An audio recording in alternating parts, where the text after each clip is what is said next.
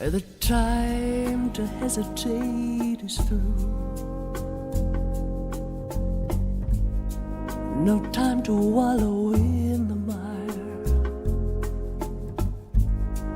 Girl, now we could only lose, and our love become a funeral pyre. Hello, Music Multiverse listeners, and welcome to Beyond Your Radio Unknown Sundays.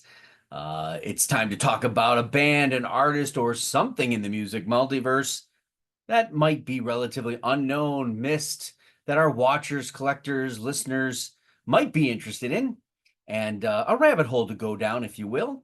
It can be the past, it can be the present, but please remember this is a extension of our article section where I've written everything down there. There's some links, so go there if you want the full detail.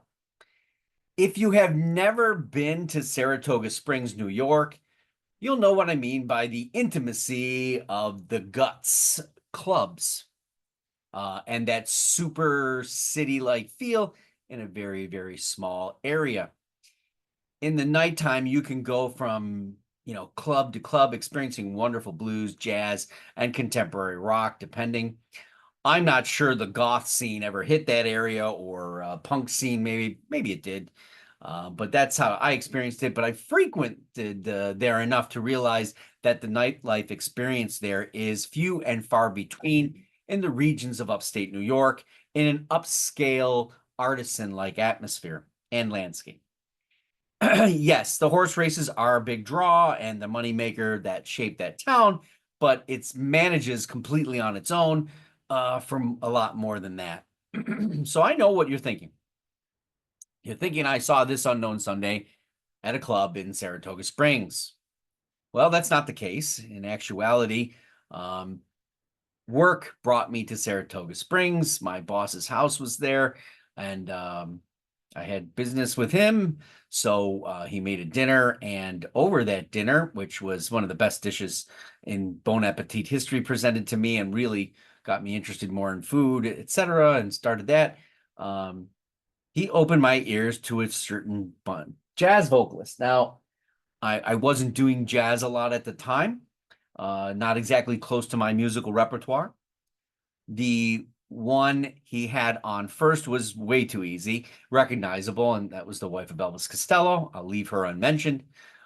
While entrancing and certainly powerful, the next woman that he had on hit more vocal command and articulation of a certain system and dynamic that was immediately, to me, something that I wanted to explore. I wanted the entire catalog. I wanted to know where she came from, what kind of delivery this is considered, because it was intoxicating, it was memorable, it was as memorable as the meal and the company and the music education that I received from my senior restaurant equipment aficionado. Yes, this is Patricia Barber on Unknown Sundays. Now, at the point of first hearing her, I had this immediate thought that she was a pure vocalist. Could have danced and danced all night.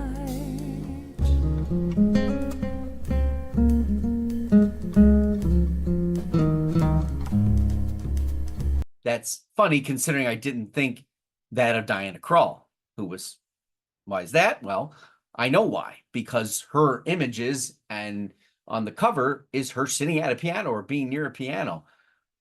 She's not at the piano ever on any of her covers. Patricia Barber actually is a pianist as well as a singer and a composer. So this is the only mark against her I will give you from my music critiquing manifesto, I promise. But it's true. And if you watch out, you'll see it yourself if you go to these albums. The singer, songwriter, composer, and pianist had no problem becoming what she had to be, considering the pure lineage of her family. Yes, that's right. Her parents, her father, trumpeter under the Glenn Miller Orchestra, and her mother, a blues singer herself. So check mark all the boxes. She was going to be in music in one way or another. She wasn't going to be a dentist. So those of the jazz world should know the skillful contemporary pusher and shover, as well as appreciate why I might make the statement of her being an unknown, okay? Patricia Barber, even though on the Blue Note record label, does not seem to be front and center to any such marketing or marketplace like those of, let's say, well, that other one that I just mentioned. Hell, let's mention some other ones. Cassandra Wilson, Nina Simone, Shirley Horn, Dinah Washington, or a bit something more current would be Melody Gardot. So, in fact, another person I was also thinking about during this show to have this was Rachel Z, but I'll leave her for another day. But this is, again, the idea of like jazz vocal pianists. Not a whole lot of them in this environment. The album he had on that night was Nightclub, one word, from 2000. Was it from 2000? Yeah, I think so. And the minute Bye Bye Blackbird came on, there was a notice of the articulation and the specificity and flow of the words. I mean, she is definitely hanging on it, and it's almost like she's a student of it or a professor of it. The song is not hers, obviously, that I knew, but I wasn't going to like pull aside, try to find the writers and the prior singers of this from my limited memory of jazz. In fact, it was actually written by Mort Dixon and Raymond Brost. That's not the name he used, but Brost was born in Buffalo, New York. Not sure whether it was written in Buffalo, New York, but it was written in New York. Anyway, it was the way her vocal made the instruments shine, especially the piano in this particular instance. And again, at the time, I thought she was just the singer, kind of expected her to just float around and let everything happen. So her vocal just became more entrancing, an enigma to what I had been listening to at the time, for sure. I could feel her dedication to the words and the melody. The way she would hang it, let it hang, and some cases where she would use a spoken word or just let it drop. It had that feel of Michelle Pfeiffer's character and singing in Fabulous Baker Boys of 1989, but above that by more means, right? She's playing a character, whereas Patricia Barber is creating character. I didn't know at the time, but maybe the musical placement was considered down-tempo intimacy. I don't care what you call it, to be honest with you. She's a master craftswoman to my ears at this point. Now, whether it's her versions of audio articulation, we'll call it, of words made classical by others, or her own compositions, Patricia Barber is extremely gifted at impressing her vocal will and subtle, passionate touches on everything.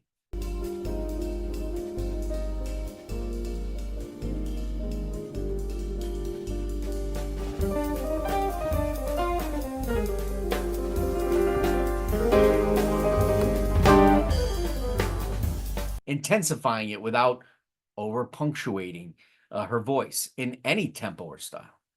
That, and my years progressed kind of listening to her albums, I came to find out that she was actually the pianist, okay, at the helm.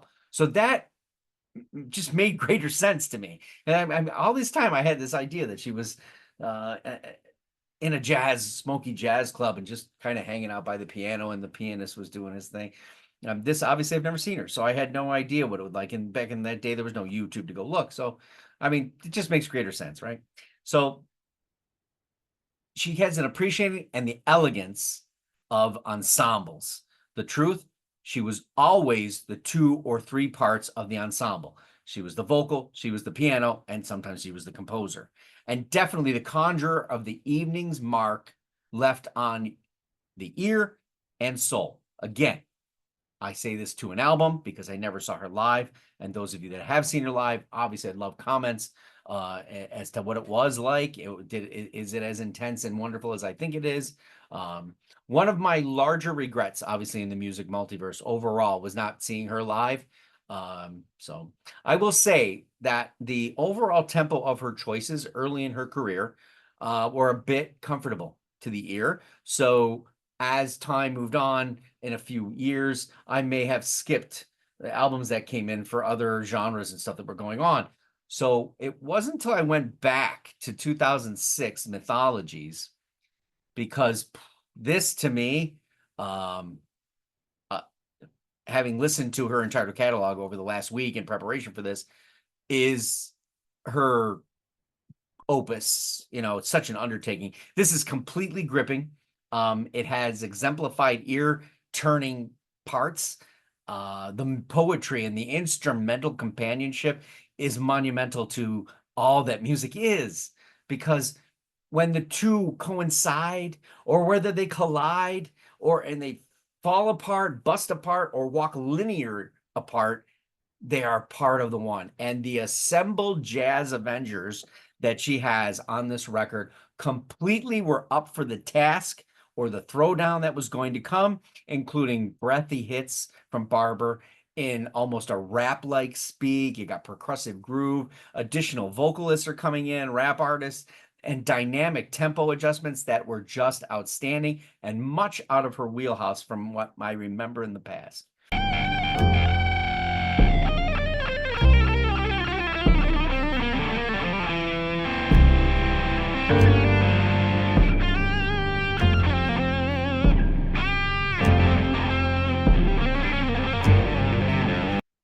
It continues to unravel every time I hear it, including yesterday. And it's definitely the favorite in the catalog for me when the mood is just to experience the music, not set it up, which is something she's beyond exceptional at, right? This is different. It's wilder. It's dangerous, in fact. Her and the band they just crush it. Completely go for it on this album. Patricia Barber is worth the jazz journey. Her complete discography will enthrall you if you give it the chance, and through the eras that it's in, and definitely set moods that you thought were only possible from maybe the past and older musicians. She holds a special flame within vocal and pianist that is a bit rare in the jazz environment, for sure.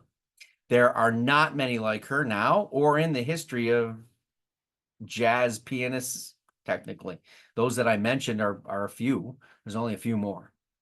So her verse and keys unlock many things, and you should find your way to her so you can say you're in her unique clique.